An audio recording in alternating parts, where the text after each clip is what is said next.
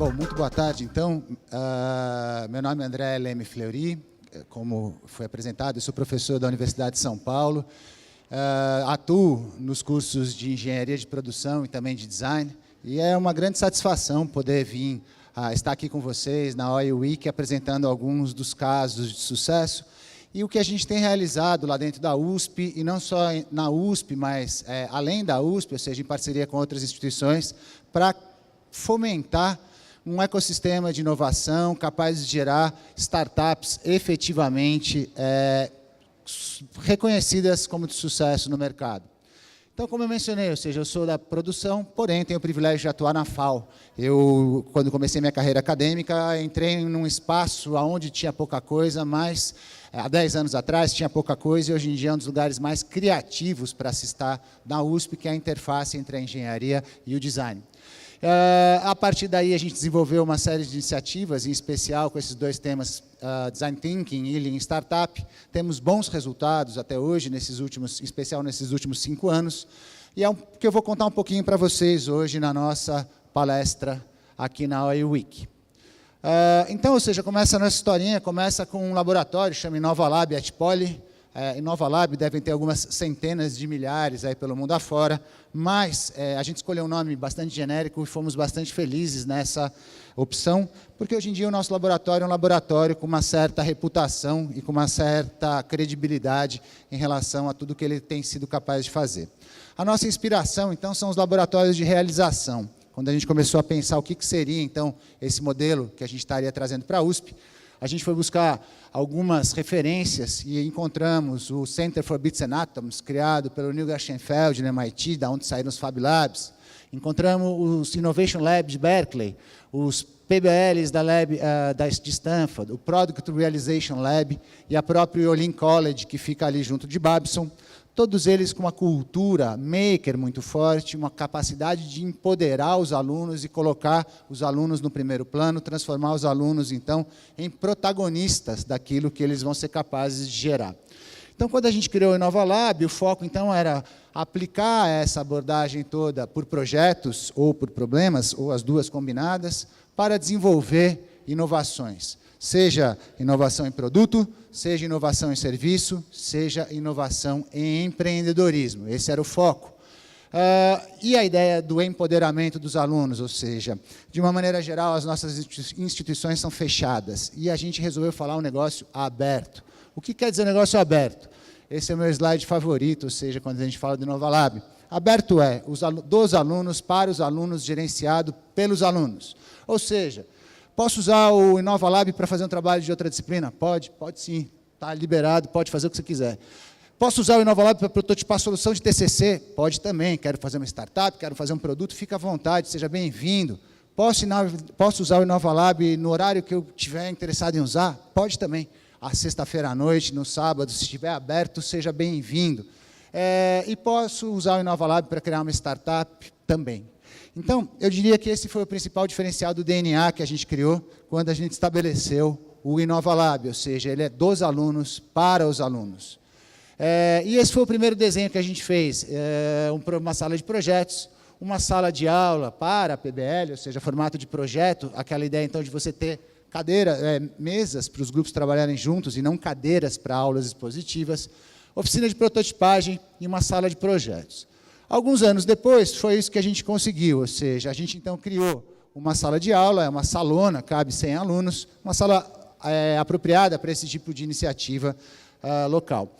Criamos uma oficina de prototipagem, nós temos 2 tecnologias, ou seja, baixa tecnologia, martelo, serrote, lima, morsa, enfim, essas outras, e algumas maquininhas CNC, um torno, uma fresa e uma corte a laser.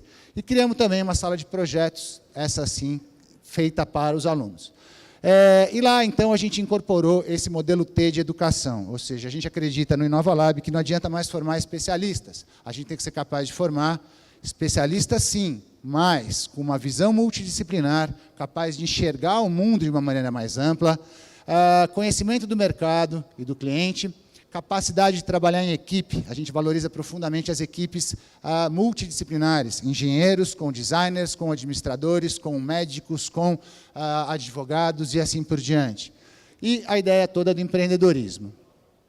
A seguir, a gente começou as nossas primeiras iniciativas, então a gente fechou uma parceria com Stanford e fomos trabalhar junto com o pessoal da Day School no desenvolvimento de um desafio ligado à questão toda dos portadores de necessidades especiais e financiado, suportado pela Embraer. Então, a gente estabeleceu o nosso primeiro modelinho ligado ao Design Thinking e, a partir daí, criamos uma primeira disciplina. É uma disciplina pioneira no contexto da USP, uma disciplina inter-USP, quer dizer que é uma disciplina inter-USP. 60% Poli, 20% FAO, 10% FEA e 10% de todas as outras áreas da USP. Quem quiser pode participar. E mais ainda, são desafios propostos pelas empresas, ou seja, empresas como, por exemplo, o HCOR, como o Einstein, como o Fleury, como a Whirlpool, como a Raizen, trazem desafios e os alunos desenvolvem, então, os projetos deles para resolver esse desafio, aí normalmente ligado a produto. Então, essa é a nossa base, essa é a nossa origem, da onde estabelecemos uma cultura que a gente acredita que está sendo capaz de, pouquinho em pouquinho, e não sabemos ainda qual o impacto, transformar a USP. E como que tem sido o nosso caso com as startups? De novo, a gente foi feliz em relação ao momento. Em 2014, um aluno chega para mim, um aluno chamado Felipe de Pierro, bem no começo de 2014, e fala, escuta, professor, eu tenho um blog bacana, já tem 2.000 seguidores, e eu queria transformar isso num negócio. Vamos aplicar o Lean Startup para ver onde a gente chega?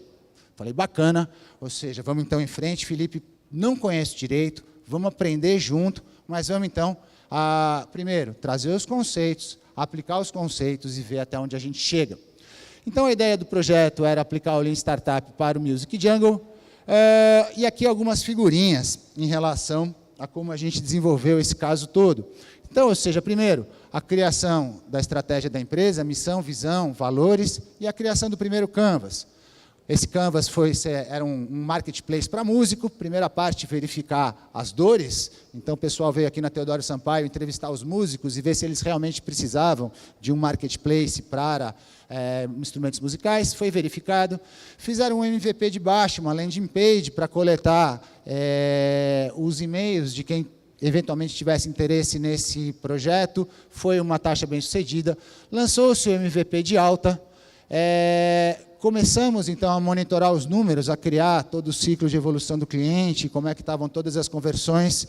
Uma série de iniciativas, primeiro com o Facebook orgânico, depois com o Facebook pago e, finalmente, com o tal do Google AdWords, até a gente conseguir, ao final desse TCC, uma primeira venda. Eu estava quase comprando uma guitarra, o Felipe conseguiu fazer essa primeira venda. Então, no final de 2014, a gente já tinha um primeiro caso de uma startup que tinha começado como uma ideia, e 9 meses depois tinha chegado na sua primeira venda. Parecia muito promissor. Ganhamos o prêmio de melhor trabalho de formatura com esse projeto. Naquele momento, o Felipe falou, pô, mas vou trabalhar no marketplace de música, será que isso vai dar dinheiro? Será que isso não vai dar dinheiro? Foi convidado para ir para a Mobile, ficou 1 ano e meio na Mobile. E aí, contando o finalzinho dessa história, ou seja, ele estava na Mobile, gostou da experiência toda que ele teve por lá, mas queria retomar o projeto. E ele conheceu um músico chamado Kiko Loureiro. Kiko Loureiro, para quem é mais das antigas, talvez lembre, é o guitarrista do Angra, trabalha hoje numa outra banda chamada Megadeth, e ele gostou do projeto e resolveu virar sócio. E aí, com o Kiko Loureiro, ele saiu então da Mobile, retomou o projeto, e recentemente ele foi aportado, pegou um bom dinheiro para fazer o Music Jungle acontecer. Então, esse foi o nosso primeiro caso, e a gente falou, pô, legal, quem sabe a gente consegue fazer isso de novo. Aí surgiu o segundo, o Alessandro, acabou de sair daqui, um dos meus casos favoritos. O Alessandro também apareceu nessa mesma época, e ele chegou para mim e falou, professor, não gostei do mercado financeiro, não achei a menor graça, estou a fim de empreender, estou a fim de criar coisa nova. Você me ajuda? Eu falei, pô, claro, vai ser uma satisfação. Aí eu perguntei, e aí, o que você vai fazer, Alessandro? Aí ele vira para mim, professor, tive uma ideia espetacular, a ideia é genial, tenho certeza que nós vamos estourar a boca do balão. Aí eu perguntei, tá aí, Alessandro, o que você vai fazer? Então, professor, nós vamos criar um aplicativo para descobrir qual que é a melhor balada em São Paulo. Não é genial? Aí eu olhei para ele e falei, bom, genial, assim, nossa, que ideia brilhante, talvez não. Mas vamos aplicar ele em startup e ver até onde a gente chega. Então, a gente teve um primeiro, ele evoluiu com essa ideia, foi até o final, 2, 3 meses depois, ele chegou à conclusão que a ideia era péssima. Mas, naquele momento, ele já era capaz de capturar a informação das pontas e trazer essas informações até o centro e processar estas informações. Que o Alessandro falou, pô, mas se está vindo informação, eu podia criar um instituto de pesquisas. Pô, essa ideia já é melhor. É um instituto de pesquisas, então, que vai ser trabalhado dentro do celular, com a ideia toda da gamificação. Vamos fazer assim. Criou-se, então, o primeiro MVP de baixa fidelidade, a USP estava em greve naquela época, eles fizeram um Google Forms qualquer, chamaram os melhores amigos, falaram, melhores amigos, vão até a Praça do Relógio e entrevistem quem vocês quiserem, perguntem o que está aqui no Google Forms. Os melhores amigos foram, voltaram depois, eles pagaram os melhores amigos com pizza e cerveja, porém, eles conseguiram aqueles primeiros números. 924 respostas, com 29 entrevistadores em 2 dias, 300 respostas, 7 entrevistadores em 2 dias, 1.432 respostas, 18 entrevistadores em 3 dias. E eles entraram no site do TSE e viram que aquilo valia, se tivesse sido feito de verdade, aquilo teria valido R$60 mil. Pô, aí já é legal, R$60 mil, a gente já está falando de um bom negócio. Continuaram evoluindo, mais 6 meses de desenvolvimento, aí começaram todas as questões de software, quem quiser conversar depois a gente pode falar. E aí, há 2 anos atrás, teve a primeira manifestação na Paulista contra o governo da Dilma, e eles falaram, então o pessoal vai lá e perguntem quem foi que o pessoal votou. E às 6 horas da tarde, eles tinham informação que 80% das pessoas que estavam naquela manifestação tinham votado no Aécio. Lançaram para todos os veículos e o Terra botou na homepage. Então, às 6 horas da tarde, o Terra colocou a informação de que, de acordo com a Lean Survey, 80% dos manifestantes votaram no Aécio. O que acontece? Dia seguinte, segunda-feira, 7 horas da manhã, a Folha sai com a afirmação de que, de acordo com os Datafolha, 78% votou no Aécio. Então, eles conseguiram furar a Folha com 12 horas, um preço muito mais baixo, conseguiram provar o modelo de negócios deles, começaram a ganhar projeção na mídia, foram aportados, pegaram um aporte de R$300 mil, e a partir daí decolaram. Hoje em dia eles fazem as pesquisas bobas para Veja, ou seja, a Veja quer saber, por exemplo, o que os manifestantes acham do governo do Temer, e aí eles contratam então a Lean Survey. Esse foi um segundo caso de sucesso que a gente teve. E ainda nesse mesmo contexto, a FlowSense, esse é um terceiro caso, de bons alunos da Poli que chegaram lá para a gente, olha, eu quero fazer então uma startup, me ajuda, lógico que ajuda. E aí, então, a ideia deles era, a gente captura dado online e transforma isso em inteligência offline. Fizeram um primeiro ciclo, deu tudo errado, joga tudo fora. Bom, de novo, segundo ciclo, deu tudo errado, joga tudo fora. Vamos para o terceiro ciclo, deu quase tudo errado, alguma coisa deu certo. Esse projeto foi tão bem sucedido que, no final do terceiro ciclo, começo do quarto, eles foram aportados, pegaram de novo um bom dinheiro e saíram da USP. Hoje em dia estão trabalhando num cowork. Então a gente falou, pô, mas a gente está pegando o jeito. Tem como fazer isso da escala. É como se a USP se pensasse, então, enquanto um modelo para identificar talentos, formatar uma primeira ideia e jogar essa ideia para o mercado quando eles tiverem algum sucesso. Então a gente começou a trabalhar muito nos modelinhos da Lean Startup, esses daqui são os principais. Agora, a nossa analogia tem muito a ver com o modelo do Blank, de descoberta do cliente. Ou seja, o que preconiza o modelo do Blank, um modelo espetacular. Primeiro, você tem que descobrir quem são os seus potenciais clientes, achar quem fala, olha, o dia que isso estiver pronto, eu compro. Depois, se você achou quem falou que vai comprar, execute até o final, volte lá e pergunta, olha, está pronto, compra agora. Se ele comprar, aí você vai comprar e vai criar a startup. O que a gente aprendeu? Que, a partir do 2 para o 3, tem um ecossistema todo pronto, ou seja, tem os anjos de São Paulo, tem o Venture Capital, tem aceleradora, tem mercado, tem tudo o que você precisar. Aonde está o desafio? Nos 2 primeiros movimentos, na descoberta do cliente e na validação do cliente. Ali não tem dinheiro, não tem modelo de negócio, não tem quase nada.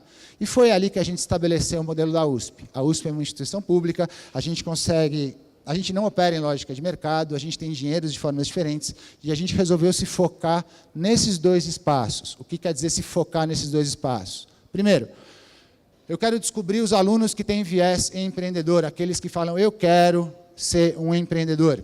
Temos 100 mil alunos na USP. Se eu tiver 10%, tem 10 mil potenciais empreendedores lá dentro. É isso que eu quero, então, fazer nessa primeira etapa.